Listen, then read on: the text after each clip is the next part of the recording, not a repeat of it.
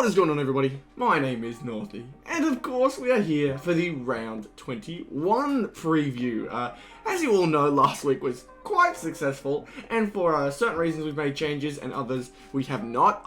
There is one significant change in this video, and one change that, you know, is kind of one that I feel like is a bit of a hit or miss. There's not too many changes in the video, however, but I do want to showcase it a bit, as it's what we usually do here, and as well as that, it'll be interesting to see what you guys do to change up your teams for the weekend, because there's a lot of players that I almost predicted playing well, like Rowan Marshall last week. I said in the preview for round 20, Rowan Marshall is a sleeper. He is one that you should probably pick up, considering he's been having some good success with the Saints. Like, anytime he's in, they're usually, obviously Carlton being the exception, but they're usually a decent chance. I think it was like a crazy stat where when Paddy Ryder and Rowan Marshall are playing, they win games pretty consistently. But Rowan Marshall got the opportunity of a lifetime to rack up some points with the Carlton ruckman going down, I think in the first or second quarter. And Rowan just having a field day, grabbing every single hit out, getting every single point, and that's how Rowan Marshall became a top scorer for the week. But yeah, a few circumstances helped him out, but he's also a goal kicker and he gets around. So that's if you do not have any of the bigger ruckmen, like a more consistent Brodie Grundy or Sean Darcy or Max Gawn, Rowan Marshall may be one you want to look out for. But we're going to start off with star powers. This one looked really good last week, and only one change, as you can see, but we came 43rd with a score of 641. As per usual, just a few disappointing performances here and there kind of put us down. But this week, hopefully, we'll be able to get the regular 400 from these two, and then it's just up to these three. I'm the most confident I've been in a long time with these three, as Taron is starting to get more on ball and forward time. And as North Melbourne gets better throughout the year, that usually means he's getting the ball a lot more. Josh Kennedy had an off week compared to how well he's been doing over the last few, so hopefully he picks up his form again. And Riley O'Brien was awesome for me last week. I have his green too, so you can imagine how much happy I would have been if I managed to get those double points on Riley O'Brien and maybe switched out Clayton Oliver for a regular Clayton Oliver. Not too sure, but I was really thinking about it for this week, but I don't want to make any too many drastic changes, because I feel like it's a pretty tough one to do. But I've got confidence with this team, especially with these three. I think I've never been more confident with these three. I was kind of hesitant, actually, though, with Jordan Ridley switching up, because Taron Thomas is coming off of the concussion protocol, so they really may try and, you know, make sure he isn't going too hard and gets himself re-hurt, because I think, if anything, Taron Thomas needs to make sure that he's fit and ready for next year, because this year, for North Melbourne, it's just not, it's not our year. But hopefully Taron Thomas will be able to get himself into peak game fitness. A few North Melbourne young guns have already been called out for the season, like Tom Powell. He's not going to play for the rest of the season. He's getting ready for pre-season already. So hopefully North Melbourne will be able to do something good with our young core. But other than that, Josh Kennedy and Riley O'Brien, I'm confident they can do big things again. If Riley O'Brien can get a lot of hit-outs like he has been, and play that defensive role, big ruckman looking to grab marks, that'll get me the extra points for him, and hopefully we can have another big game from him too. But we'll see what happens as we go over to top team. Biggest change, as you can see, there are two Collingwood players here.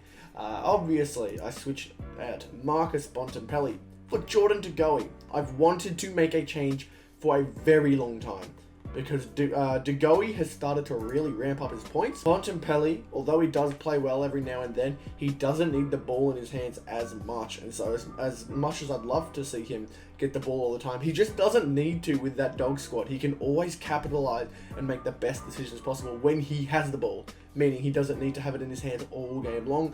But in Teamcoach terms, it means he's just not getting as much of as many points as others are. So I've decided to switch out Bontempelli for De Goey, because De Goey is a lot more of a, you know, stats kind of guy. He's always trying to get his hands on the ball, trying to make something happen. He doesn't need to capitalize on every single possession. He just needs to get them. And that goes with players like Jack Steele as well. But as every Jack Steele game, his points lie within the marks and tackles. If he's not getting marks and tackles, he's usually a very scary pick. But 36 disposals like last week, he doubled his ones from the week before with 18 last against West Coast. He got the 36 against Carlton. So hopefully he can get the 30 plus disposals again. But as per usual, it's always scary with top 4 because the minute one of them doesn't play up to their standard, it looks really interesting. It looks sketchy. But Rory Laird has been consistently good. Other than last week, everyone kind of played off last week in that Adelaide Dogs game. Everyone kind of had a really rough one. But as you can see here, Rory Laird not as good as he usually has been. I think he was like top backman for 2 weeks in a row, so I'm going to stick with him. I'm going to keep my guns. It's just the one big change here. Bontempelli going out for De Goey. Let's see whether that pays off. We'll see what happens. But we go to top 18. I said with the result we got last week. Number 2. I still can't believe we got number 2. Yeah, there is nothing being changed here. I'm not changing a single thing. I think if it works, I'm going to stick with my guns, and if it doesn't work for 21... then I'll change it up, but I'm confident. I'm happy with how the team performed. Maybe the ones who performed a little worse will pick it up next week, but we'll see what happens. I'm just hoping that one of these players are late out, or one of these players are just out and I haven't realised, because I am recording this on a Thursday night. No games tonight. They start on Friday. I really don't have the time to be recording this and getting it out on time, because I want to get this out by 4 o'clock when you're seeing this. But, yeah, I'm not going to change it up. I'm just hoping I haven't made any mistakes in terms of players who are out for this week. Langford was on ball and did big things for me. I switched him up with Heaney, and although Heaney did well, the Langford change, the really late Langford change was a big one. It was very good. You can see Heaney had 70, but Langford had the extra 12, which put me over the top. Put me into second position. So a very vital change, one of those last minute ones that really decided how I was going to do. So I'm very happy with that. Very happy. Although I probably still would have been in the top 10. That got us to number 2. We got a silver ranking. We love that. But yep, right here, this is our team. No changes, nothing like that. Ones I want to see improve. McRae, he always, as of late, he always gets the 30 possessions, right? He averages a lot of possessions. But man, is it tough to rely on him to get like marks and tackles. It's pretty tough, but as you can see, we slowly go down here. Jack McRae only with the 74 points with a 30 disposal performance. That's how you can tell where certain statistics are important, because he had a great game, but in team coach terms, not at all.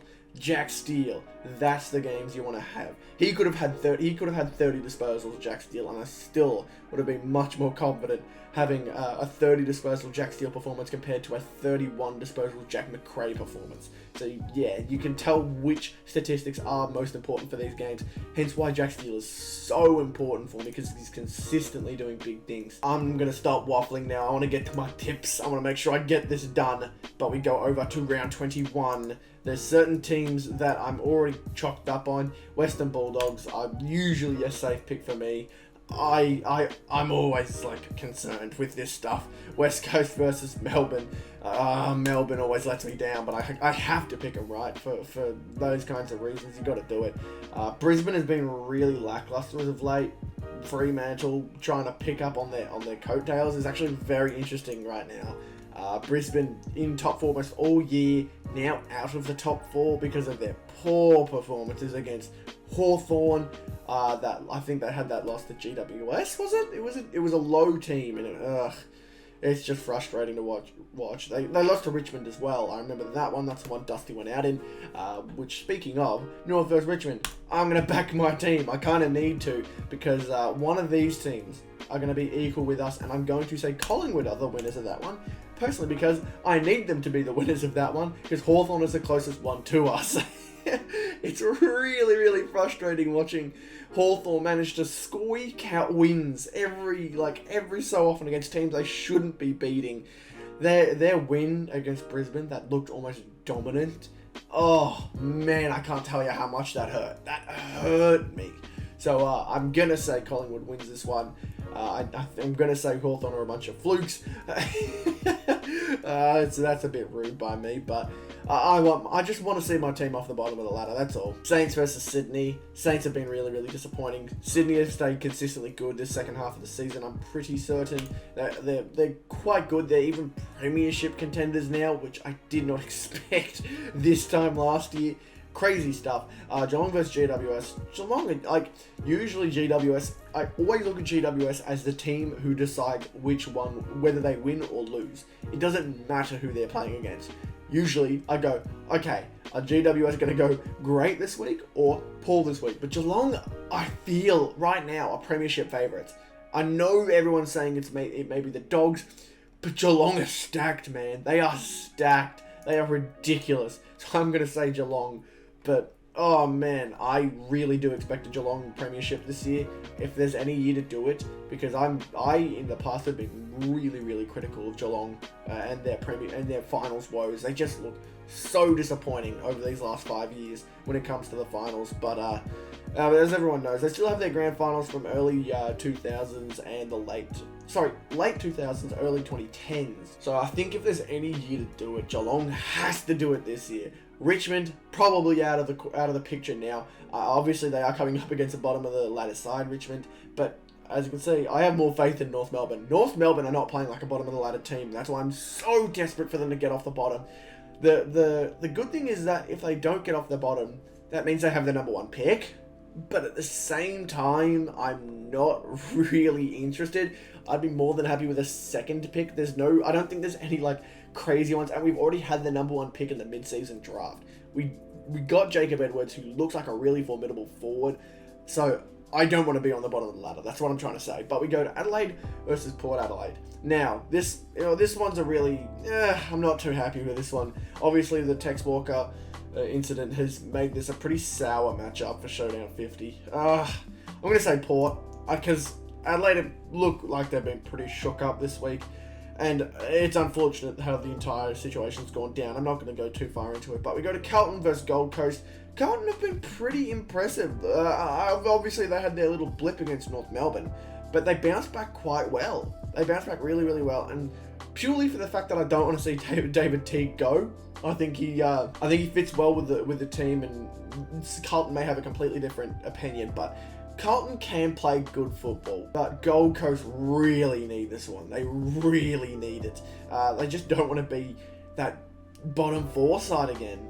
I feel bad for Gold Coast fans because at the moment they haven't had too much to be excited for. So I'm gonna tip Gold Coast. I don't want them to let me down. However, I fully expect it. This is just a feel-good pick. We'll see what happens though. Then we got a Fremantle versus Brisbane. I am personally going to pick Brisbane. I need them to pick it up. They can't be this bad for so long, right? Surely they just kick it into gear, and if there's any time that they want to pull off a premiership run, they need to kick it into gear this week. It just has to happen. So, Brisbane versus Fremantle, I'm going with Brisbane. Those are my picks. I hope I haven't taken too long in this video, but that's what I'm going to do. If you guys did enjoy this video, be sure to leave a like, comment down below any video ideas, suggestions, and constructive criticism. And subscribe to the channel if you are new. We are 4 subs away from 250, a quarter of the way to $1,000. Big stuff from you guys. I appreciate everything that you guys do to support the channel, from consistently tuning in to watch. Everything like that is always very, very much appreciated. It makes it all very enjoyable. Thank you so much for watching, and I'll see you all in the next video. Goodbye.